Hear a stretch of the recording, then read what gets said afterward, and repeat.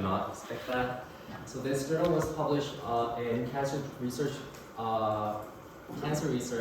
like 10 days ago. So it's a very fresh journal. The co-author is Professor Sophie Karagiannis, and she is currently in King's College London, specializing in cancer immunotherapy and immunology. So because I know for sure that you probably forgot my last presentation, I'll just briefly go over some very important details. So ADCP and ADCC are the two main typical effector functions of immune cells. And antibodies basically act as a bridge between immune cells and our target cells, mediating killing of target cells.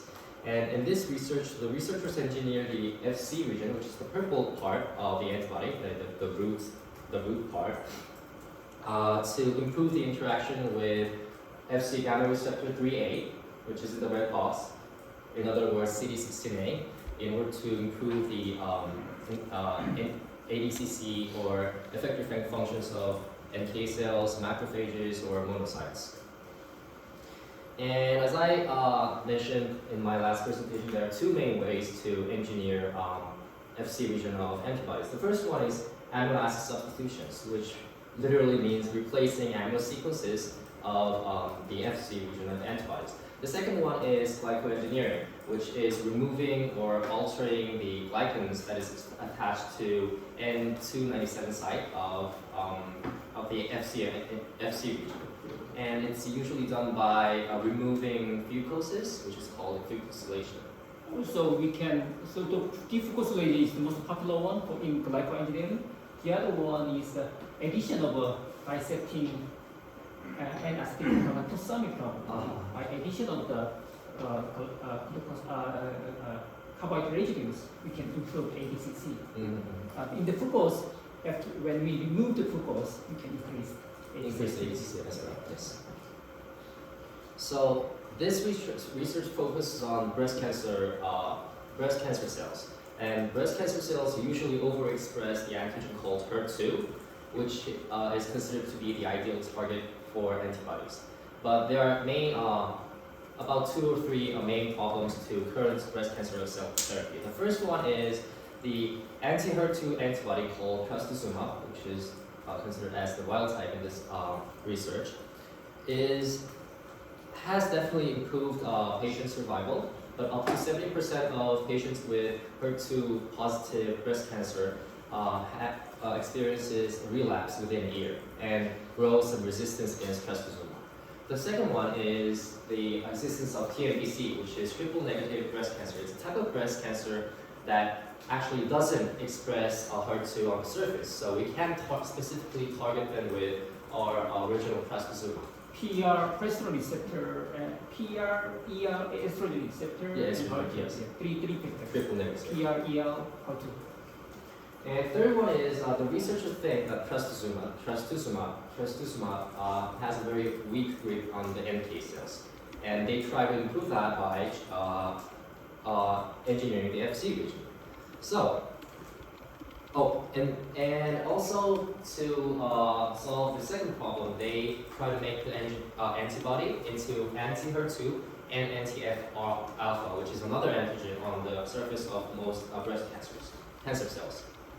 So the reason I chose this journal is because I wanted to show you guys a research that applies both of the methods that I mentioned earlier, and this journal does exactly that.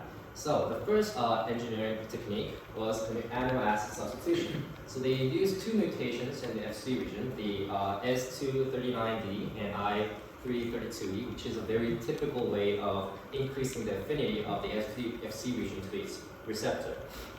And for example, there's a FDA-approved drug called margetuximab, which is created from it's also an anti-HER2 antibody, and it has, I'm not sure, it's 5 to 6 mutations. PLF mutations. Okay, exactly that. 5 mutations, and it has an increased affinity compared to trastuzumab. And this one is called IgG-DE. The second engineering technique that is applied in this research is glycoengineering. So basically, researchers removed all fucoses in the N297 site of this FC region. So ultimately, the ultimate antibody that researchers created is called IgG GM. DE is from the mutation, and GM is a short version of molecular modification.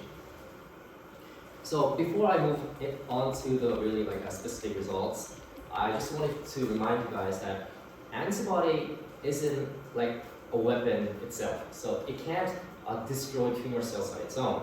In effector functions, it actually recruits immune cells, soldiers, the ones that actually kill the tumor cells, and just act as a bridge between the soldiers and the targets. So in order for the effector function to work properly, these 6 components are all essential. The immune cell needs a receptor, for example, Fc gamma receptor 3A or CD16A. Antibody needs to have the Fc and the Fab region, and the HER2, which is an antigen on the target cell. I think very nice figures to illustrate your concept here. Thank you.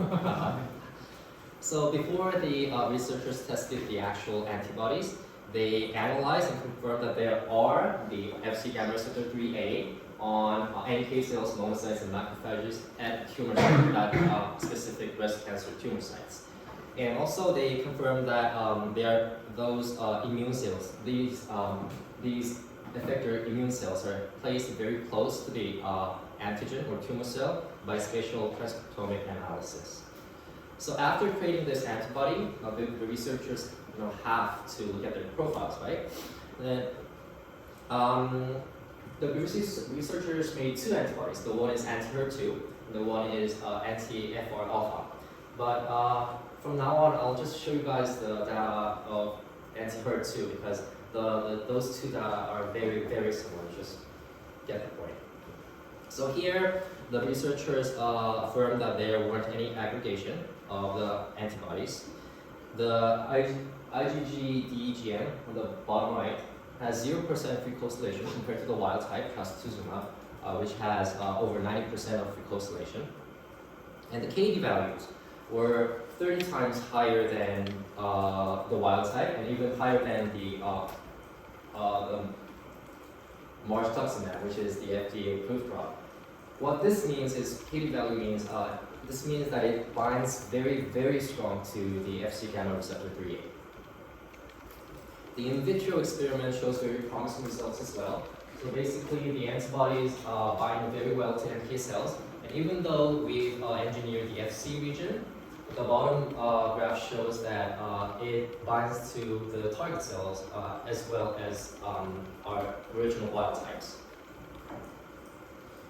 And as a result, the CD69 means the activation marker. CD107A means degranulation markers. And both of these markers immensely increase compared to the wild type, which is the blue ones. Now this is, I think, the most important slide in vitro experiment, which shows the actual result of ADCC. Now the purple, I don't know if you guys can see properly, the purple ones are the ultimate antibodies, and they show only 1/100 of antibody concentration is needed to exceed the same result as the wild type. And additionally, the IgG-DGM, the one that we engineered, shows promising results against HEC 1954 cell. Now this is interesting because this cell is known to have resistance against trastuzumab, which is the original wild type, but this antibody shows promising results. Also, they observed increased release in TNF alpha and interferon gamma. So my question is, in your previous slide, margetuximab shows DE showed better affinity compared to margetuximab. In this case, based on EC50 values, margetuximab showed better result compared to IgG-DE in the case of SDVIP. So when we compare this value and this value, it shows lower EC50 values, better potency. How about the KD values were different? Yeah. I think that's because of KD values against the killing of cells in vitro condition is related not just by the FC region and FC gamma receptor 3A. It's a combinatory result of other receptors as well. So I don't think Kb value is related directly. I mean, it's parallel to the DC50 value. And also, the research conducted an in vivo experiment using an NSG mouse, and it also showed significant decrease in tumor volume compared to the blue ones, which is the wild type. And this result, the research also conducted a similar experiment using macrophages as well.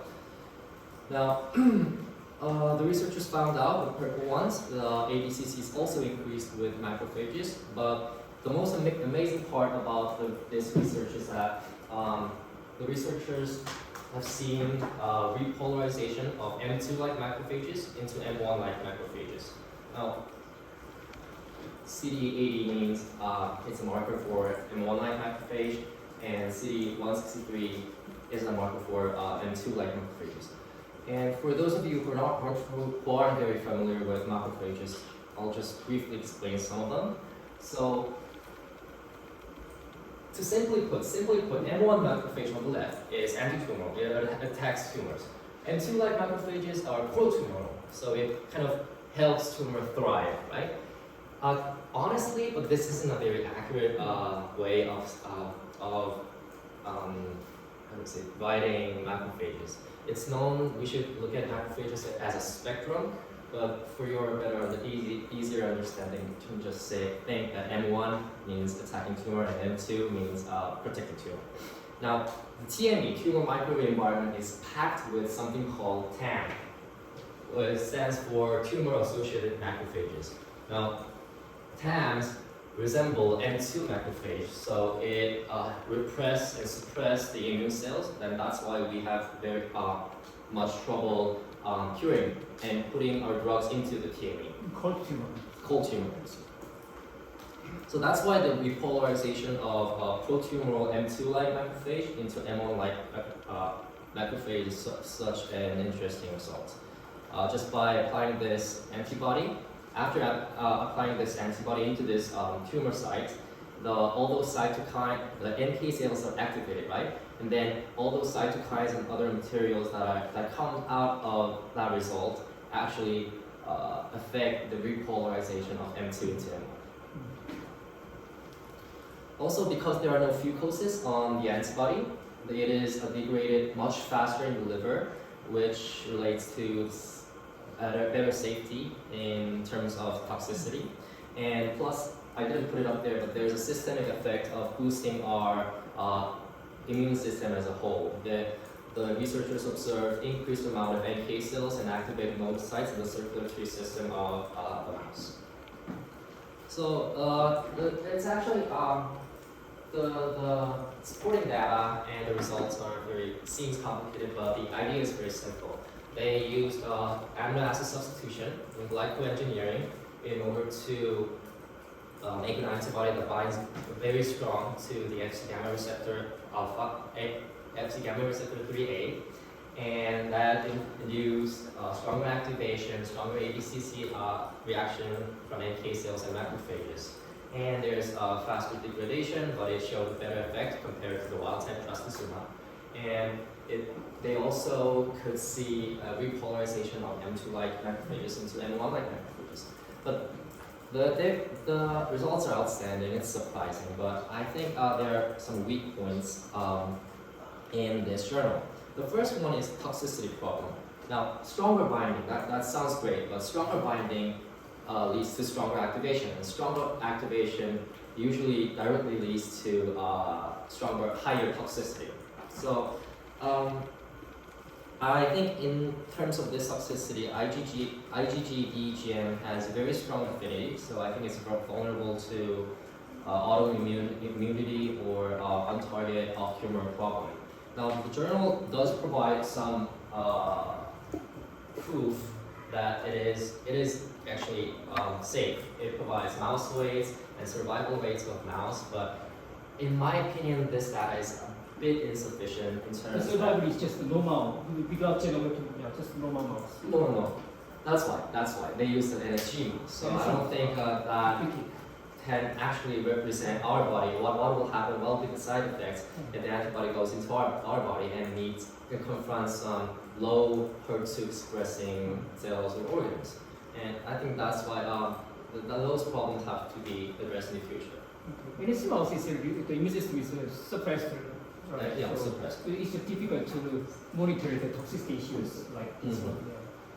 And also there's a question of like the efficacy of immunotherapeutics or immune cells itself.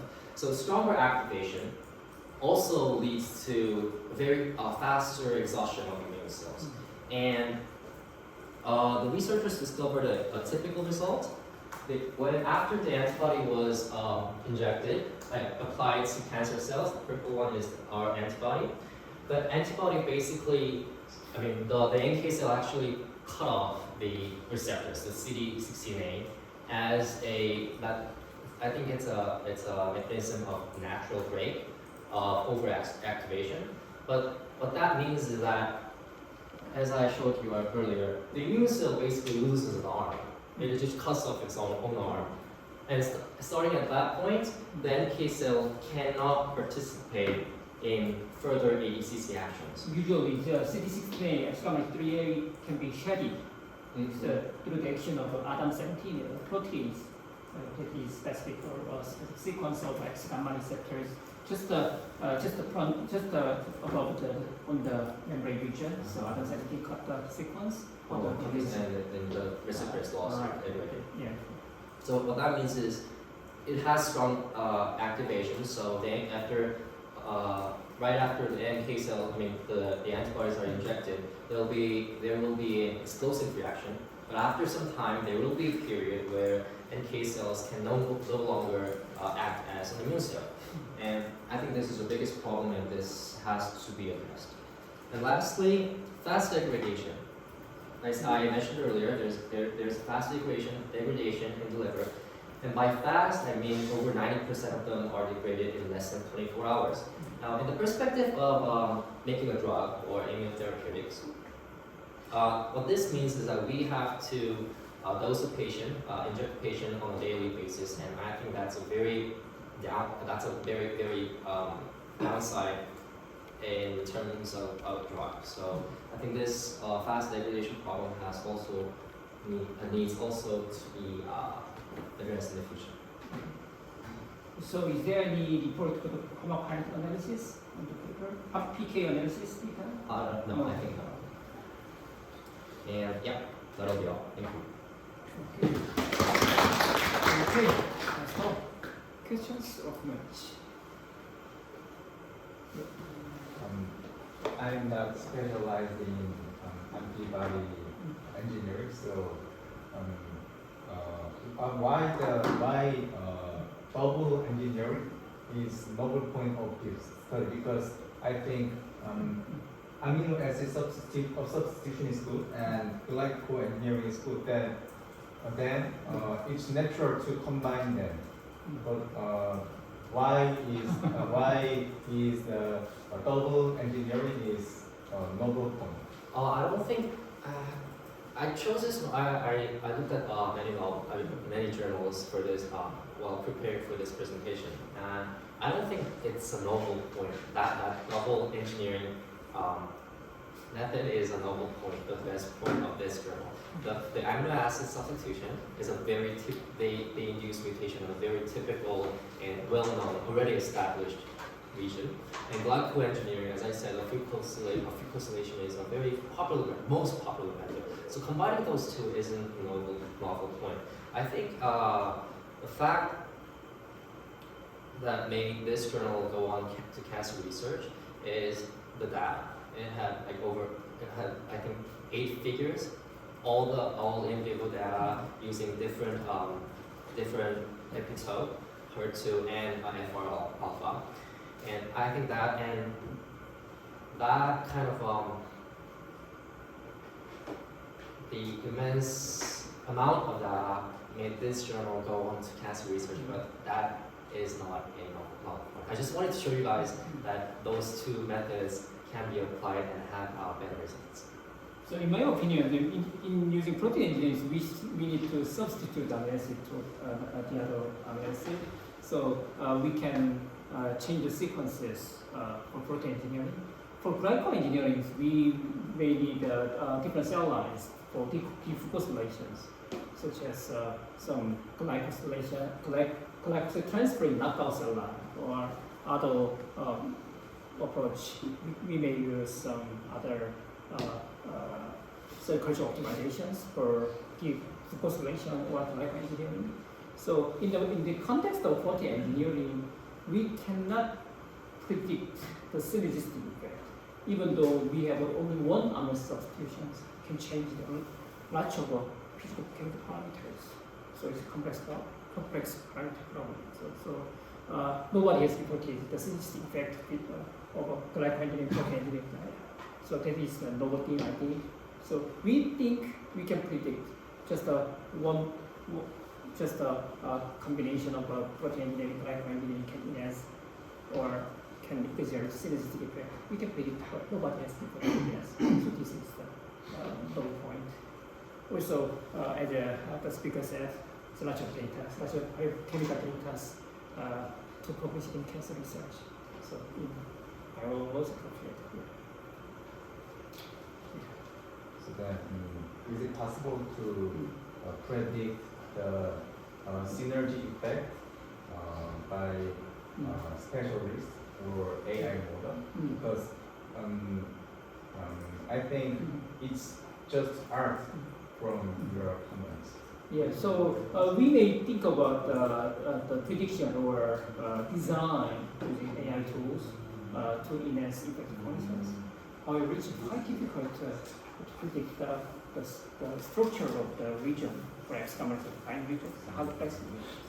The most unpredictable region in antibody structures, the X-commerce defined regions.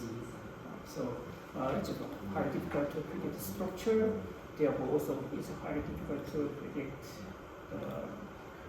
beneficial mutations.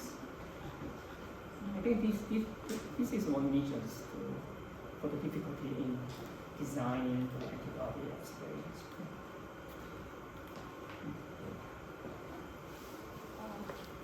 Among the types of glycan modification, glycan engineering, why did you choose to remove Because a fucosylation is like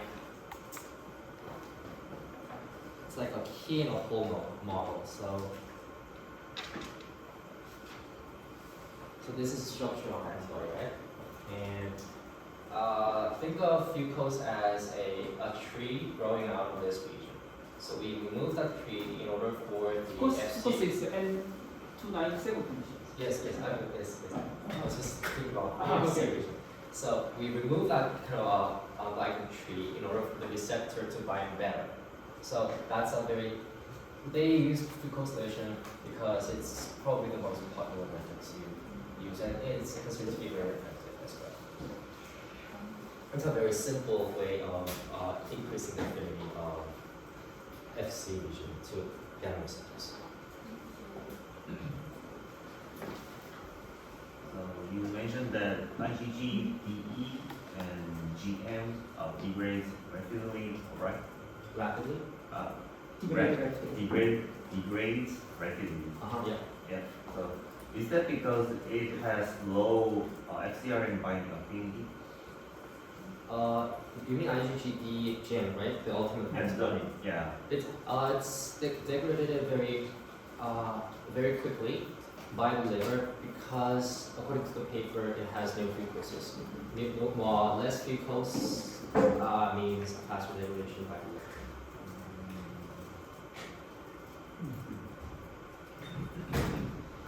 Also, is there data for the TM values, thermostability? Oh no. Yeah. I actually don't remember. Yeah. In my opinion, DGM may have some physicochemical properties, lower probability. It may affect the stabilization. Stabilization.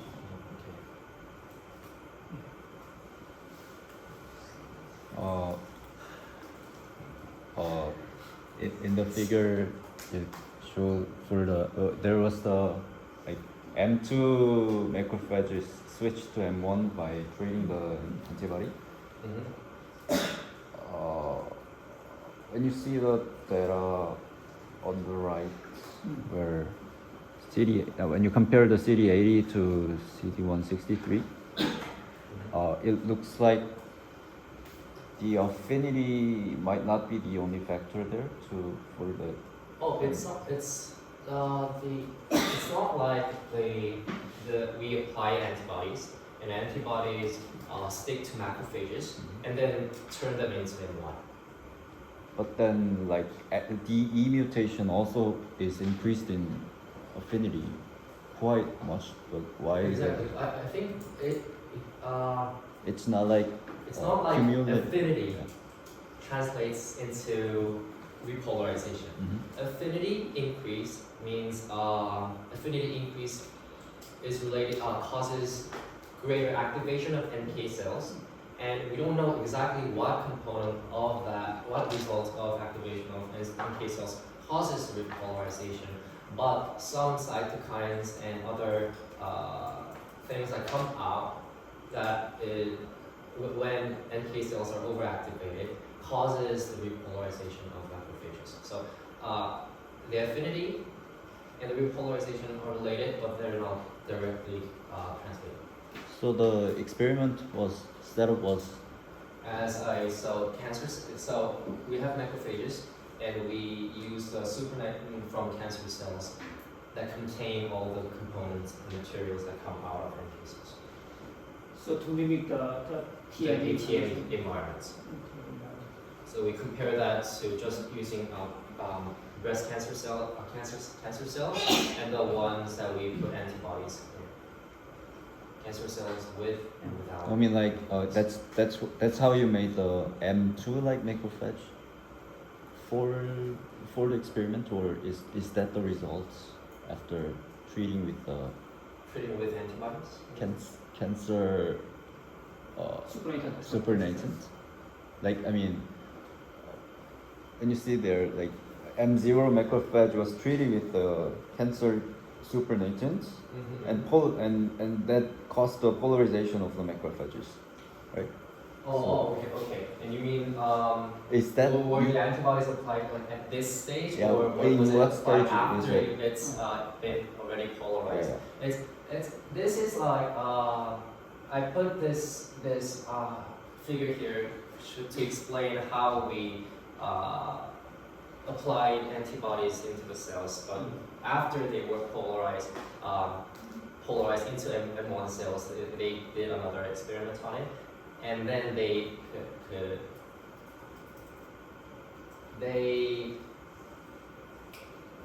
affirmed that the repolarization was seen. So after the polarization into M1 macrophages, and then we applied the cancer cells and then it was repolarized.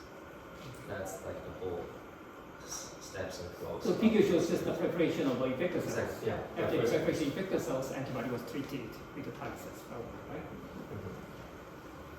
Otherwise, it wouldn't be called repolarization. So what's the off-tumor inflammation measured in the study? Sorry? Off-tumor inflammation? Off-tumor inflammation. Yeah, what measured? Inflammation in other tissues, Yeah. No. So that's why I thought the safety and toxicity data was insufficient. Another question on the, you show the anti-tumor effect, right?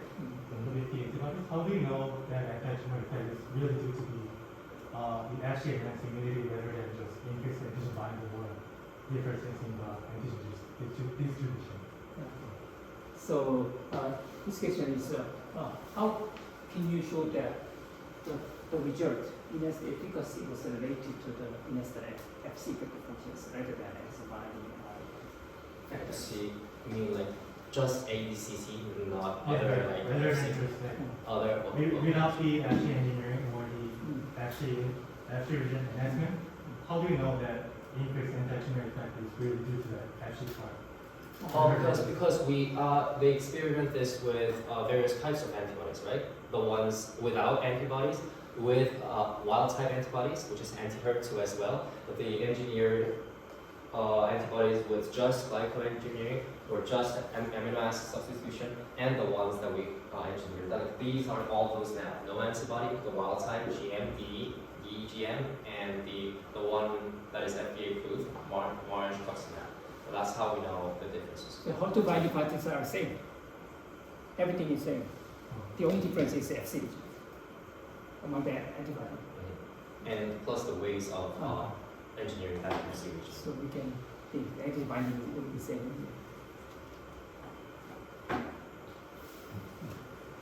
항체 쪽을 네. 드는 질문. 한국말 편한 질문 주셔도 돼요. 마지막에 M2 라인에서 이제 M1 마이크로페이지로 넘어갔다고 말씀해 주셨는데 그런 변화가 이 연구만의 특이적인 결과인지 아니면 다른 항체를 이용한 연구들에서도 이러한 결과 M2 라인이 M1 마이크로페이지로 변하는 결과가 있는지 M2에서 이제 M1으로 근본이 되는 게 그런 것들에 대한 연구가 되게 많이 진행이 된다고 저도 알고 있는데, 이제 이게 이제 M2에서 AM1으로 리폴라라이즈 되는 거는 모든 메커니즘이 다 밝혀지지 않아서 이거에 대한 연구들이 진행되고 있다고 저는 알고 있는데, 콜드 튜머를 핫 튜머를 바꾸기 위한 노력들은 굉장히 많이 하고 있어요. 그러니까 이제 이게 얘기한 것 같이 하나의 팩터는 아니고 굉장히 여러 팩터들이 막 가능가 되니까 그런 거 하나하나가 다 어떻게 보면 이제 연구거리들이 되는 거죠. 그래서 제 생각에 여기서도 이제 그 정확한 메커니즘을 모르기 때문에 딱 하나만 바꿔가지고 그런 게 아니라 일단 캔서의 튜머 마이크로인바이러스와 비슷한 환경을 그냥 만들어보자라는 식으로 다 넣어놓은 것 같거든요. 딱 항체만 넣고 보자 이런 게 아니라. 이제 뭐 M1, M2도 그렇고 그다음 T셀 쪽에서도 이게 뭐 콜드 튜머, 핫 튜머를 바꾸기 위한 노력도 많이 하고 있고 이제 이게 어떻게 보면 요게 해결이 돼야 기존의 이제 면역 치료로 해결이 안 되는 치료법을 제시할 수 있는 거니까 기존에 뭐 키트로드를 써도 안 먹고 좋은 약 써도 안 먹는데 이게 결국 이제 안 먹는 사람들 분석해 보면 이런 그 면역학적인 현상들이 있구나, 이게 콜드 튜머구나 이런 것들을 알아내는 거고, 그럼 어떻게 이런 것을 해결할까라는 측면에서 봤을 때 이런 부분들이 또 해결돼야 되는 거죠. 매크로페이지 쪽도 그렇고 뭐 T셀 쪽도 그렇고 다른 이뮤 프로파일링 쪽에서도 그렇죠. 좋은 부분입니다. Questions? Thank you. Yeah.